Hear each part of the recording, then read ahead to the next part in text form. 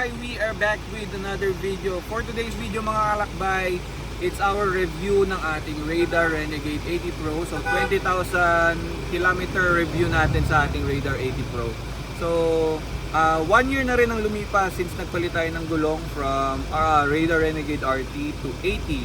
So meaning ng 80, all-terrain yan. So all-terrain po mga kalakbay.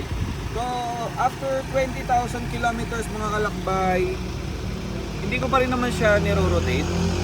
So dapat niro-rotate ko na siya before, kaso nga medyo nagkakaroon tayo ng ibang changes ng plans about dito sa sasakyan. Pero para sa akin kasi mga kalakbay, after 20,000 kilometers, yung tread pattern niya pantay pa rin yung feeling ko sa takbo. Hindi naman ako nagkakaroon ng feeling na kalbo yung kanan na side or kalbo yung kaliwang side. Pati yung likod, makikita nyo dito mga kalakbay, okay pa rin naman yung likod. Kita nyo mga kapalpaw. Yan, so pag nilapit natin yung camera, makikita nyo na ang kapal pa ng tread pattern yan after 20,000 km. Tapos as you have seen in my past vlogs, dinala na rin natin to sa may Tanay, dinala natin to sa mga rough terrain, nadala natin siya sa yung last camping namin sa Tanay na medyo rough road. Lalagay ko yung video dito para makita nyo kung gaano ka rough road yun. So kinaya naman niya. So yung experience ko dito sa gulong na to is very nice, bringing it to heavy off-roads. Nadala ko siya sa Putikan, nadala ko siya sa malakas na ulan, napatakbo natin ng mabilis. So ayun na, totoo yun mga kalakbay. Ako sa lahat to all the viewers natin na nagtatanong if kamusta ba siya on wet conditions, ang 80 sa akin sobrang ganda ng feeling ng pagdating sa road feel niya. Sobrang okay, lalo na on high speeds, never naman ako nagkaroon ng problem. So yun nga ang sinasabi ko, kasi may mga ibang nagko-comment na mga kalakbay natin dyan na hindi ba nagfi-fishtail on a high fast speed. Ako never ako naka-experience, siguro health na lang din sa mismong sasakyan yung ABS and what. Pero yung grip niya, like nagkaroon na rin ako ng sudden stop, nagkaroon na rin ako ng biglaang tigil, makapit pa rin after 20,000 kilometers. So ito, I'm for sure dito mga kalakbay, hindi lang dito nagtatapos after 20,000. I think it can go up to 50,000 kilometers depending on the usage. Ako naman mostly on the road lang ako palagi. Yan, so pagdating sa tire noise, wala, ganun pa rin, same parang nung unang binili ko siya, ay nung unang nakuha natin siya. Tahimik pa rin. Totoo yun mga kalakbay, on a fast speed wala pa rin ako nagiging complaint, lalo na yung harap medyo makikita nyo dyan na sa sides, pero okay pa rin naman, makapal pa rin yan Kaya pag tinitingnan ko siya mga kalakbay, parang wala, usual na parang hindi pa rin siya nagbago, chunky pa rin siya tignan. Even if here, kapag malayo ka, pogi pa rin siya tignan kumbaga malapad pa rin siya tignan.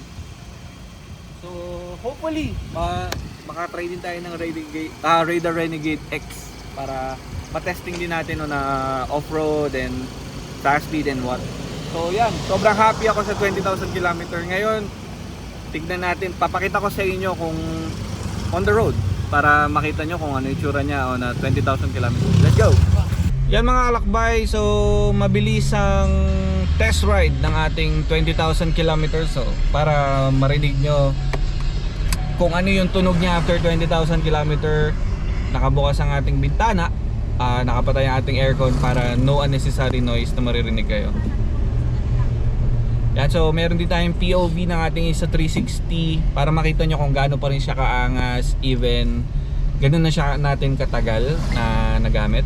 So nilagay natin yung tires at 70,000 kilometers. Ngayon 90. We are now on 93,000 kilometers. So nakaano na rin tayo.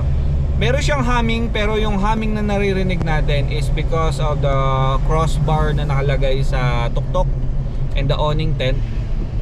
nung time kasi na nasira yung crossbar natin, kumbaga yung gulong lang talaga yung naririnig mo. Wala eh, tahimik pa rin talaga siya. So ako no complaint sa lahat ng Raider na tires.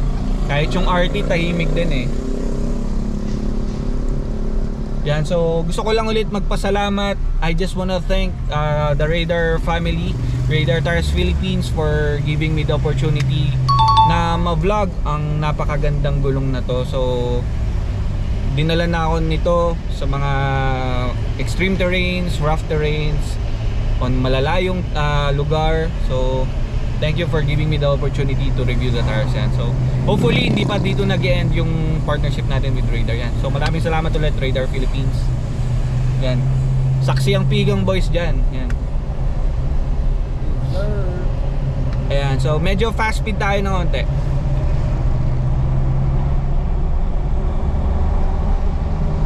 Yan, so ganun, tahimik pa rin siya mga kalakbay. Malakas lang yung hangin, pero yung sa mismong gulong wala tayong problema.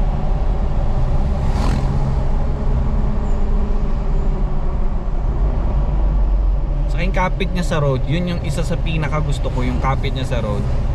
Talagang even on a sudden stop, kayang-kaya.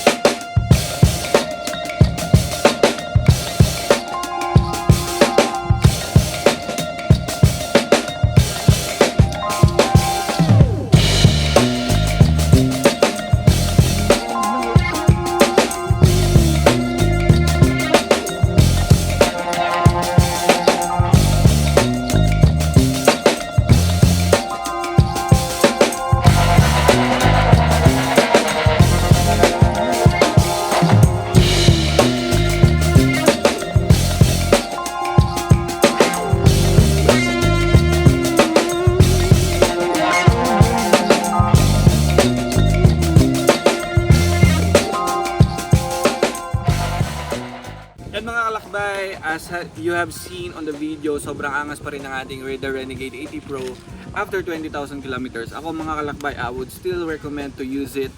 Kahit magpalit kayo ng gulong, Raider is the best para sa akin mga kalakbay.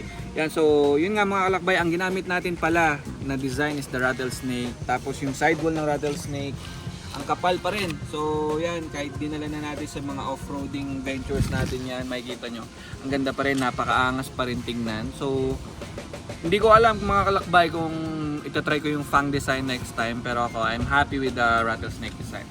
Yan, so mga kalakbay, if you're new to my channel, please like, comment, and subscribe, and i-ring nyo na yung notification bell.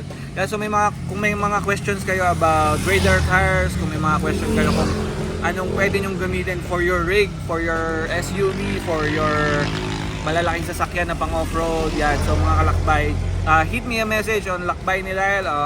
Pwede kayo mag-comment sa ating YouTube page. Yan, so if you are planning to buy Raider tires, pwede kayo mag-message sa akin on FB. Yan, so mga kalakbay, don't forget to stay safe and peace out. Woo!